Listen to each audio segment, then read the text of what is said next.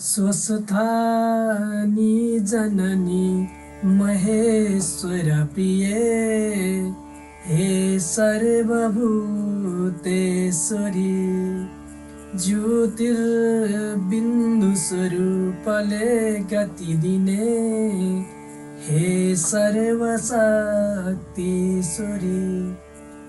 यस्तो शक्ति ममा दिनोस् हजुरले सत्कर्म के हो चिनो इच्छा पुष्प यिनै चढाउँछु मुमा वात्सल्य वर्षाउनु।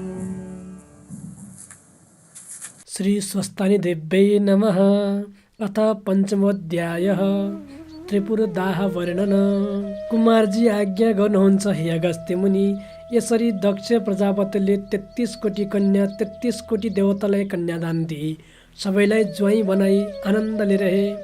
हे अगस्त्य मुनि, सतीदेवीलाई श्री महादेवले विवाह गर्नुभएको कुरा बताइसके।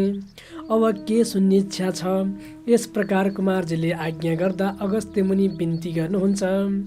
हे कुमारजी, त्रिपुरासुरले कस्तो तपस्या गरेथ्यो, श्री महादेवले त्यसलाई कसरी भस्म गर्नुभयो, यो सबै मलाई आज्ञा गर्नुहोस्। कुमारजी आज्ञा गर्नुहुन्छ। हे मुनिवर, अघि जब विष्णुले हिरण्याक्षलाई मार्नुभयो अनि सम्पूर्ण दानवहरू अति दुखी भई चिन्ता गर्न लागे, त्यति बेला मया नाम गरेको एउटा दैत्यले मनमा अत्यन्त चिन्ता गरेर विचार गर्न लाग्यो।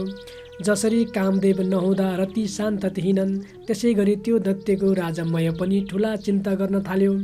मयले उसका सहयोगीहरू तारकाक्ष, बिन्दुनमाली र कमलाक्ष नाम गरेका दैत्यहरू समेत साथमा लिई घोर तपस्या गर्न लाग्यो। मय लगायत ती तीनैजना दैत्य पौष माघको जाडोमा हिमालयमा गई तपस्या गर्दथे। वैशाख जेठका घाममा पञ्चाग्नि तापेर तपस्या गर्दथे। वर्षाकालमा बिना छानो चौरमा बसी तपस्या गर्दथे। यस्तै तरहले तपस्या गर्दा गर्दै दिव्य 10,000 वर्ष बिते। ती दैत्यको शरीरमा मासु सकिएर केवल छाला र हाड मात्र बाँकी रह्यो। त्यसपछि तिनीहरूको तपस्यादेखि ब्रह्माजी खुसी भई दर्शन दिनुभयो। ब्रह्माजीले आज्ञा गर्नुभयो, हे दैत्यमा श्रेष्ठ भएका दानव वीरहरू हो, म तिमीहरूको तपस्यादेखि अत्यन्त खुसी भएँ। तिमीहरूका मनमा जे इच्छा छ सो वर माग, म दिन्छु भनेर ब्रह्माजीले भन्नुभयो। तिनीहरूले ब्रह्माजीलाई साष्टाङ्ग दण्डवत गरी हात जोडी बिन्ती गरे, हे ब्रह्माजी, हजुर यदि हामीदेखि प्रसन्न हुनुहुन्छ भने हामीलाई अवध्य वरदान दिनुहोस्, अर्थात् हामीले मर्नु नपरोस्, हाम्रो बल पराक्रम पनि ठुलो होस्। फेरि हामीहरू विमान समान सुन्दर 3वटा पुर बनाउनेछौँ, त्यसमा मनुष्यहरूको गति नहोस्। यस्ता प्रकारसँग मनुष्य झैँ हाम्रो मृत्यु नहोस्। हामी ठुला बलवान पराक्रमी हौँ, यस्तो वर प्रदान गर्नुहोस्। यस्ता तरहले मय आदि दैत्यले वरदान मागेको सुनि ब्रह्माजीले आज्ञा गर्नुभयो, हे दानव श्रेष्ठ, त्यस्तो अवध्य वरदान त म दिन सक्दिनँ। मृत्युको अवकाश राखी अर्को वरदान माग, यस्तो वरदान मात्र म तिमीहरूलाई दिन सक्छु, यसमा अन्यता नमान। यस्ता तरहको ब्रह्माजीको वचन सुनि मय दैत्यले फेरि भन्यो, हे प्रभु, मैले बिन्ती गरे जति कुरा सबै पाऊँ। ती मैले बनाएका पुरहरू 3वटा एकै ठाउँमा रहने छैनन्। जब पूर्ण 10,000 वर्ष बित्ला तब ती 3 पुरहरूको आधा निमेष भर मात्र मिलन हुनेछ। त्यस आधा निमेष भित्रमा जो महापुरुषले एकै बाणले ती 3 पुरलाई क्षणभरमा नाश गर्न सक्छ, त्यही वीर मलाई मार्नमा समर्थ होस्। यस्ता तरहको त्यस मय नाम गरेको दानवको वचन सुनि शिवजीलाई सम्झी तथास्तु भनी वरदान दिएर ब्रह्माजी सत्यलोकतर्फ जानुभयो। त्यस दानवले पनि जगत नाश गर्नको लागि आदि कल्पको सुरुमा 3वटा पुरहरूको रचना गर्यो। ती 3 पुरहरूमा पहिलो पुर फलामको बनायो, दोस्रो चाहिँ चाँदीको र तेस्रो चाहिँ सुनको बनायो। ती 3 पुरहरू आकाशमा सुमेरु पर्वतका शिर जस्ता देखिन लागे। चन्द्रमाको किरण लाग्नाले अति शीतल भएका, ठाउँ ठाउँमा आँखी झालहरू बनेका, घरका अटालीहरू पनि सुन्दर सुन्दर शिलाहरूले सजाइएको, ठाउँ ठाउँमा स्वर्णले मण्डित गरेको, आँगनहरूमा पनि सुन्दर द्वारहरू पनि तयार गरायो। यी 3वटै पुरहरू मोती लगायत अनेक मणिहरू, ठाउँ ठाउँमा राखिएका रत्नहरूको प्रकाश चौथरी फैलिएका चित्र, यस्ता तरहले ती त्रिपुरका दैत्यहरूको भवन तयार पारी फेरि नाना किसिमका मयूर आदि सुन्दर उत्तम पक्षीहरूले संयुक्त भएको स्थान बनाइयो। ती तीनवटै पुरहरूमा अत्यन्त सुन्दर अप्सराहरू समानका स्त्रीहरू देखिन्थे। यस्ता ती तीन पुरमा फलामको पुर चाहिँ तारकाक्ष गरेको दैत्यले राजा मयले दियो। फेरि मयले अर्को चाँदीको पुर विद्युन्माली नाम गरेको दैत्यलाई दियो। सुवर्णले बनेको अति उत्तम पुर जो थियो त्यो चाहिँ राजा मयले आफूलाई भनी लियो। त्यसपछि ती त्रिपुरवासी दैत्यपति र मन्त्री वर्गहरूले सवायमान भई सम्पूर्ण आफ्ना शत्रुहरूका सेनालाई जितेर ब्राह्मण वर्ग एवं भाइ बन्धुसहित भाइ आफ्ना स्त्रीहरूलाई साथ लिई सुखपूर्वक रहन लागे। उनीहरूले ती तीनै लोकको आनन्द सुखपूर्वक ग्रहण गर्न लागे। त्रिपुरवासी दैत्यहरू तपस्याको बलले सेकी र घमण्डमा प्राप्त भएको सुखमा मस्त भएर सम्पूर्ण देवताहरूलाई जिते। दानवहरूले स्वर्गमा देवताहरूका बगैँचाका वृक्ष र बिरुवाहरू नष्ट गर्न लागे। देवताहरूलाई पनि अनेक तरहले दुःख दिँदा धेरै काल व्यतीत भयो। ती दैत्यहरूको अत्याचार सहन नसकी इन्द्र आदि देवताहरू अति क्रोधित र दुखित भई ब्रह्माजीका समीपमा गई त्रिपुरवासी दैत्यहरूको सम्पूर्ण उपद्रवको विस्तार गर्दा भए। देवताहरूको बिन्तीले प्रसन्न भएका ब्रह्माजीले सबै देवताहरूलाई शान्त गराई आज्ञा गर्नुभयो, हे देवतागण हो, त्रिपुरासुर आदि दैत्यहरू ज्यादै नै बलवान छन्। हामीहरू तिनको नाश गर्न सक्दैनौँ। त्यसकारण हामीहरू श्री महादेवका शरणमा जाउँ। उनै महादेव हाम्रा गति हुनुहुन्छ। उहाँले नै हामीहरू सबैका शत्रु ती दुष्ट दैत्यहरूलाई नाश गर्नुहुनेछ। यस्ता तरहको ब्रह्माजीको आज्ञा सुनि सूर्य, इन्द्र, वायु, अग्नि आदि सबै देवताहरूले ब्रह्माजीलाई साथ लिएर कैलाशमा गएर महादेवलाई भेटी अनेक तरहसँग स्तुति गर्न लागे। देवताहरूले बिन्ती गरे, हे त्रिलोकेश, हे पिनाकधारी, हे चन्द्रभाल, हे अमित पराक्रमी, तपाईँलाई कोटि कोटि नमस्कार छ। हे विश्वेश्वर, हे वरदाता, हे ब्रह्मात्मन, संसारलाई उत्पन्न गर्ने यस्ता तपाईँलाई कोटि कोटि नमस्कार छ। हे चण्डीश्वर, हे योगेश्वर, हे सर्व, हे रुद्र, हे भीम, हे शम्भो, हे ईश्वर, हामीदेखि प्रसन्न हुनुहोस्। हजुरलाई कोटि कोटि नमस्कार छ। यस्ता प्रकारले देवताहरूले स्तुति गरे। देवताहरूको स्तुतिदेखि प्रसन्न भई श्री महादेवले आज्ञा गर्नुभयो, हे देवता हो, जो वर माग्छौ माग, म सम्पूर्ण कुरा दिनेछु। यस लोकमा मैले नदिने कुरा केही छैन। श्री महादेवको यस्तो आज्ञा भएपछि सम्पूर्ण देवताहरूले बिन्ती गरे, हे प्रभु, ब्रह्माजीका वरदानले उन्मत्त भएका मया आदि गरिएका दैत्यहरूले हाम्रा उर्वशी आदि गरिएका अप्सराहरूलाई पनि लुटेर लगे। सम्पूर्ण उपवनहरूका उत्तम उत्तम बिरुवाहरू पनि लुटी बगैँचाहरू नष्ट गराइदिए। सबै देवताहरूलाई नाश गर्दै हामीलाई ठुलो दुःख दिइरहेका छन्। हे भगवान, ती दैत्यको नाश गर्न ब्रह्मा पनि समर्थ छैनन्, विष्णु पनि समर्थ छैनन्। हे भगवान, जस्ता प्रकारले देवताहरूको जय हुन्छ त्यही वरदान बक्सनुहोस्। यस्ता प्रकारले देवताहरूको स्थिति सुनेपछि श्री महादेव प्रसन्न भई देवताहरूलाई यस्तो आज्ञा गर्नुभयो, हे देवतागण हो, तपाईँहरूको कुरा ठिकै हो, तर त्रिपुरावासी दैत्यहरू वैदिक सनातन धर्ममा लागेका छन्। साथै घर घरमा होम यज्ञ र शिव साधनामा रत भएका कारणले ती मेरा भक्त हुन्। मैले मेरा भक्तको नाश गर्न मिल्दैन। बरु भगवान विष्णुको शरणमा जाओ। विष्णुको आज्ञाले जे गर्ने हो गर्नु। श्री महादेवको कुरा सुनेर देवताहरू दुखी भई वैकुण्ठमा श्री विष्णुको समीपमा गए। भगवान विष्णुका अनेक स्तोत्रको साथमा भगवान श्री हरिको प्रार्थना गरे। देवताहरूको कुरा सुनेर भगवान श्री हरिले मनमा श्री महादेवलाई सम्झनु भयो र आफ्नो मायाले छोपी आफ्नो शरीरबाट एक वृक्ष प्रकट गर्नुभयो। त्यसअघि श्री विष्णुको आदेशले त्रिपुरा नाश गर्नका लागि अनेकौं भ्रमराहरू गएर त्रिपुरावासीले आक्रमण गर्न लागे। तर शिव सनातन धर्मका प्रभावले त्रिपुरावासीलाई केही गर्न सकेनन्, स्वयं नष्ट भए। भगवान विष्णुले त्यसपछि आफ्नो शरीरबाट उत्पन्न भएका भिक्षुलाई आज्ञा गर्नुभयो, तिमी गएर त्रिपुरावासी दैत्यहरूलाई सनातन धर्म खण्डित गर्ने कलियुगको पाखण्ड धर्म प्रचार गरी आओ। मेरो आज्ञाले तिमीलाई पाप लाग्ने छैन। तिमी समानका तिम्रा अन्य 4 शिष्यहरू पनि सृष्टि गर्नु र त्रिपुरावासीहरूलाई सनातन मार्गबाट विचलित गराउनु। भगवान श्री विष्णुका कुरा सुनेर मुन्नीले विष्णुलाई प्रणाम गरी आकाशमा रहेका त्रिपुरहरूमा गए। भिक्षुकले आफ्ना 4 शिष्यहरूको साथमा त्रिपुरवासीहरूलाई एक ठाउँमा भेला गरी सनातन धर्मको विरुद्ध शिक्षा दिन थाले। तैपनि त्रिपुरवासी दैत्यहरू शिव धर्मका प्रतापले विचलित भएनन्। फेरि भगवान विष्णुले नारदलाई डाकेर आज्ञा गर्नुभयो, हे नारद, तिमी पनि त्रिपुरवासी दैत्यहरूसँग गएर मैले पठाएका ती मुण्डीहरू समक्ष सनातन धर्मको विरुद्धको पाखण्ड धर्म ग्रहण गर, जसबाट दैत्यहरू मोहित हुन्। भगवान विष्णुको आज्ञा मानि नारदले पनि त्रिपुरवासीहरूका छेउमा गई नाटकीय ढङ्गले पाखण्ड धर्मको दीक्षा लिनुभयो, जसबाट दैत्यहरू प्रभावित भई पाखण्ड धर्ममा रत भए। यसबाट यज्ञ, पूजा, होम, वेद, मूर्ति पूजा, तीर्थ, व्रत, सत्य धर्म, पतिव्रत धर्म सबै नाश भए।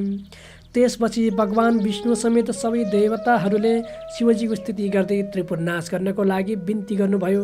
विष्णु आदि देवताहरूले धेरै स्तुति गरेपछि भगवान शिवजीले आज्ञा गर्नुभयो, मेरा 11 अंश धारण गरी रुद्र तेजोमय रूप बनेर दानवहरूलाई नष्ट गर्नुहोस्। यति महादेवबाट आज्ञा भएपछि देवताहरूले फेरि बिन्ती गरे, हे भगवान, हामी हजुरका तेजको सहस्रांशको 1 अंश पनि धारण गर्न सक्दैनौँ। महेश्वर तेजलाई धारण गर्नु त के हेर्न पनि हाम्रो सामर्थ्य छैन। हे भगवान, हामीमाथि प्रसन्न हुनुहोस्। हामीले केही गरे पनि दैत्यलाई जित्न सक्दैनौँ। हे भगवान, आफैले त्रिपुरासुर आदिलाई मारी बक्सनुहोस्। यस्ता प्रकारको स्तुति गर्दै खिन्न चित्त भएका देवताहरूलाई आश्वासन दिएर श्री महादेवबाट आज्ञा भयो, हे देवतागण हो, यदि त्यस्तो महादुर्वेद्य त्रिपुर छ भने म एकै बाणले ती 3 पुर भस्म गरिदिउँला। दानवादी वीरले रक्षा गरिएको त्रिपुरसँग लड्दा मेरो बललाई थाम्न सक्ने हिमालय पर्वत समान एक रथ तयार गराउनुहोस्। महादेवको यस्तो वचन सुनि सबै देवताहरूले हवस भनी महादेवलाई नमस्कार गरी खुसी भई आफ्ना आफ्ना धाममा जाँदा भए। श्री महादेवका निमित्त विश्वकर्माले सम्पूर्ण देवताहरूले युक्त भएको सुवर्णमय एक रथ तयार गराए। त्यस रथको दक्षिण चक्र पाङ्रो सूर्य भए, उत्तरतर्फको चक्र चन्द्रमा भए, दक्षिण चक्रमा 12 सूर्य आभूषण बनाइए, उत्तर चक्रमा 16 कला 27 नक्षत्र भूषण गराइए, 6 ऋतु पनि दायाँ बायाँतिर राखिए। त्यो रथको गजुर आकाश भयो। देवताहरूले पाङ्रा अड्याउने दण्ड मन्द्राचलको बनाए। रथ हाँक्ने सारथी ब्रह्मा हुनुभयो। ब्रह्मा स्वरूप ओमकारको कोर्रा बनाए। विन्ध्याचलको छत्र बन्यो। मन्द्राचल रथको पार्श्व दण्ड बनाइयो। देवताहरूले सुमेरु पर्वतको धनु बनाए। श्री शेषनाग धनुको ताँदो भए। सरस्वती देवी घण्ट हुनुभयो। साक्षात विष्णु अग्निबाणको टुप्पो भए। 4 वेद रथमा 4 घोडा बन्नुभयो। तारागणहरू घोडाका गहना भए। जति जति यो ब्रह्माण्डमा चिज छन् ती सबै त्यस रथका अवयव भए। यस्ता प्रकारले त्यो धनु बाणसहित भएको रथ तयार भएपछि भगवान शङ्कर आइपुग्नुभयो। भगवान शङ्करले पृथ्वी र आकाशलाई कम्पायमान गराई रथमा चढ्नुभयो।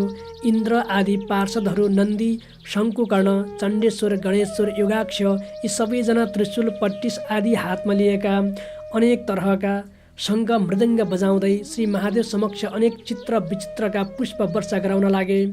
श्री महादेवका तेजको भार सहन गर्न नसके सम्पूर्ण देवताहरू मोहमा प्राप्त भए। श्री महादेवले देवताहरूलाई मोह भएको जानी आफ्नो तेज केही खिचेर शान्त गर्नुभयो। देवताहरूले रुद्रगणको तेज सहन गर्नलाई केही मात्रामा समर्थ भएर त्यसपछि हे मुनिश्रेष्ठ, त्यही बेलामा नारदजी दैत्यहरू कहाँ गई भन्न लागे। श्री महादेव देवताहरूको स्तुतिदेखि प्रसन्न भई तिमीहरूलाई मार्न भनी आउनुभयो। अब तिमीहरू आफ्नो बचाउको उपाय गर, नत्र तिमीहरूको सत्यानाश हुनेछ। यस्ता प्रकारको नारदको वचन सुनि राजा मयले आफ्ना साथी तारकाक्ष र बिन्दुन माली इत्यादि सम्पूर्ण दानवहरूलाई नारदजीले भन्नुभएको कुरा सुनायो।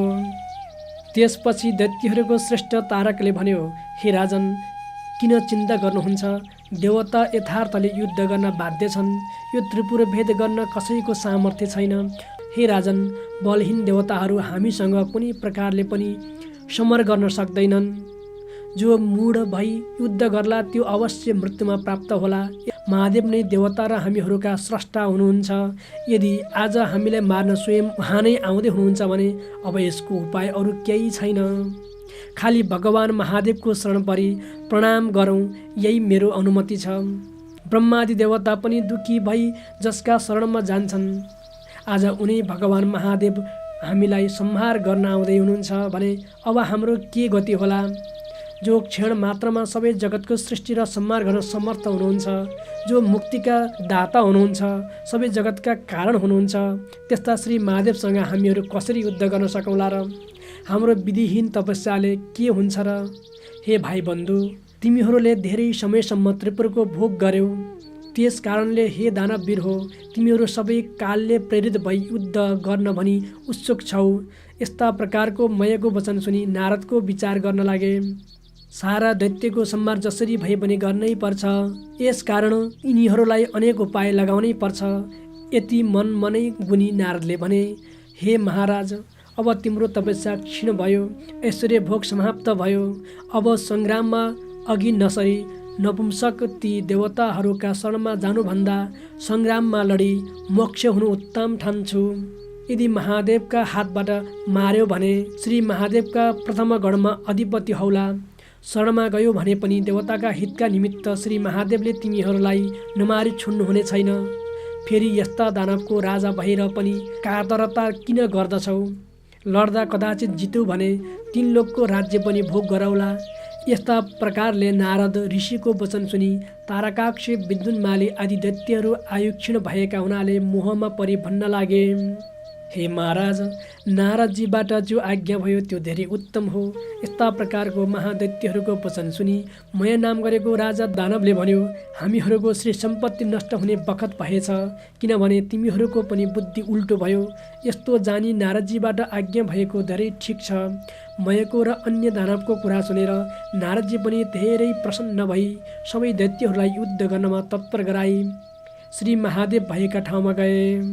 ती दैत्यहरू पनि युद्ध गर्नलाई तत्पर भए। त्यसपछि युद्धको लालसा गरी दैत्यहरूले अनेक तरहका शस्त्र अस्त्रले सुसज्जित भई युद्ध गर्न तयार भए। तारकाक्ष, बलवासुर, विद्युन्माली आदि दैत्यहरू र राजाहरू पनि युद्ध गर्न निश्चय गरी राजाको अगाडि गाएर अनेक तरहका बाजा बजाई सिंहनाद गर्न लागे। दानवका सेनाहरू पनि भयभीत भई भन्न लागे, रथ आयो, रथको ध्वजा देखियो। यस्तै वाक्य परस्परमा भन्न लागे र भय शोकलाई त्याग गरी आत्मविश्वास जागृत गरिरहन लागे। उनीहरू पशु जस्तै भएर जसरी अग्निको समीपमा पुतली जान्छन्, त्यस्तै गरी कालले ग्रस्त पारेका त्रिपुरवासी दैत्यहरू शिवजी कहिले आइपुग्छन् भनी हेर्न लागे। कुमारजी आज्ञा गर्नुहुन्छ। नन्दी, भृङ्गी, वीरभद्र आदि अनेक गणहरू वज्र, त्रिशूल, गदा, परिह आदि लिई युद्धका निमित्त अग्रसर भए।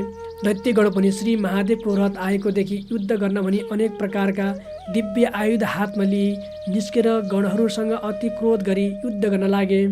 त्यस बेला श्री महादेवले पनि त्रिपुरलाई दग्ध गरे जस्तै गरी हाँस्दै ठुलो सिंहनाद गरी युद्ध गर्न लाग्नुभयो।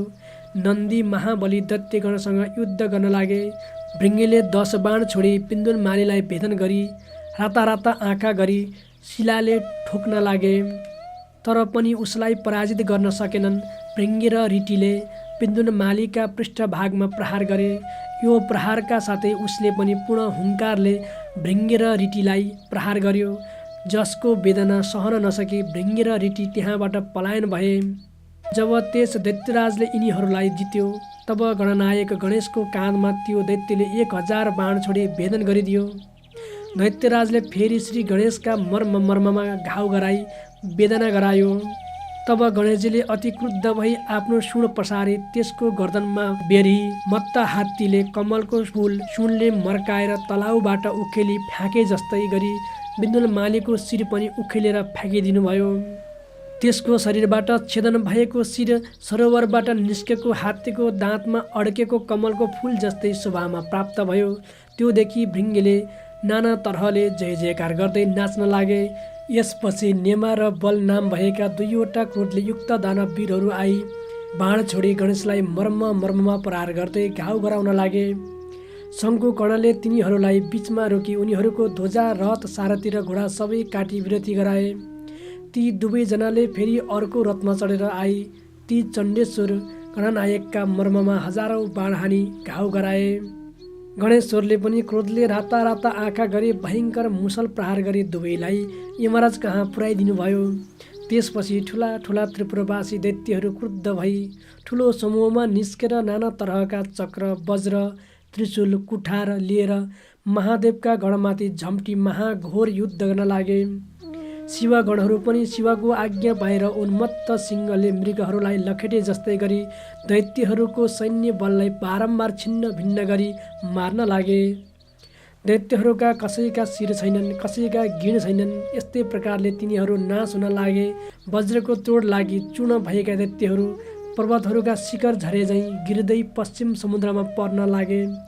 नेमी र बल नाम भएका दैत्यहरूलाई शङ्कुकर्णले मारे भन्ने दैत्यहरूले सुनेपछि उनीहरू अति क्रोधित भए तारकाक्ष नाम भएको दैत्यलाई घटनाका बारेमा भने। त्यो खबर सुनेर तारकाक्ष दैत्य आफ्नो घरदेखि निस्केर आयो। तारकाक्ष दैत्य गणनायकहरूमाथि झम्ट्यो र अनेक तरहसँग बाण वृष्टि गर्यो। गणनायक शङ्कुकर्णले पनि त्यस महाबली दैत्यका शिरमा वज्र प्रहार गरे। सिंहनाद गरेर त्यो दैत्यले पनि रिसले भुइँबाट उठे चक्रको प्रहार गर्यो। गणेश्वर शङ्कुकर्णले पनि अति वेदना हुने गरी मुड्कीले त्यसलाई हाने। शङ्कुकर्णको मुड्की खाएपछि त्यो दैत्य मूर्छा परे भुइँमा ढल्यो। तारकाक्षले आफ्नो सम्पूर्ण उत्तम हतियारहरूलाई हातबाट छाड्यो। त्यो दानव कठोर मुड्कीको वेदना सहन नसकी समाप्त भयो। यस प्रकारसँग तारकाक्ष मारेको देखि अन्य दैत्यहरूले त्यो लासलाई उठाएर राजा मयका भवनमा लगी सारा वृत्तान्त बताए। साथै अनेक तरहसँग विलाप गर्न लागे। ती रुन लागेका दानवहरूलाई सम्झाइ मयले भन्यो, मेरो घरमा अमृतको कुण्ड छ, त्यसैमा दैत्यहरूलाई लगी डुबाऊ। राजा मयको कुरा सुनेर ती दैत्यहरूले प्रसन्न भई मृत तारकाक्षलाई अमृतमा डुबाई दैत्यपति तारकासुरलाई बचाए। अरू मरेका दैत्यहरूलाई पनि त्यही अमृत कुण्डमा डुबाएर बचाए। त्यसपछि दैत्यहरू प्रसन्नतापूर्वक मयलाई शिर नुहाई प्रणाम गरे। जब पुनर्जीवन पायो तब त्यो तारकाक्ष फेरि बडो बेगले सङ्ग्राम भूमिमा आयो। तारकाक्ष आएको देखेर ब्रह्माजीले आफ्नो बायाँ हातले त्यस दैत्यलाई देखाई श्री महादेवसँग भन्न लाग्नुभयो, हे महादेव, त्यो दैत्य अघि मरेको थियो, अहिले फेरि बाँचेर आयो। मयको घरमा अमृतको कुण्ड छ, त्यस अमृतले गर्दा मयले दानवहरूलाई बचाउँछ। हे शम्भो, यदि यसको अमृत रह्यो भने यी मरेका दैत्यहरूलाई बारम्बार मयले बचाउनेछ। यस कारणले गर्दा बाण प्रहार गरेर अमृत खिचेर लिनुपर्छ। यस्ता प्रकारको ब्रह्माजीको वचन सुनि श्री महादेवले आज्ञा गर्नुभयो, हे ब्रह्माजी, तपाईँले भन्नुभयो कुरा ठिकै हो। अब म बाण प्रहार गरी अमृत खिचेर लिन्छु। यति भनी श्री महादेवले आफ्नो बाण धनुषमा चढाई त्रिपुरमा रहेको अमृतको कुण्ड नष्ट गर्नुभयो। फेरि ब्रह्माजीले बिन्ती गर्नुभयो, हे देवेश, अब त्यो बाणको सर ग्रहण गर्नुहोस्।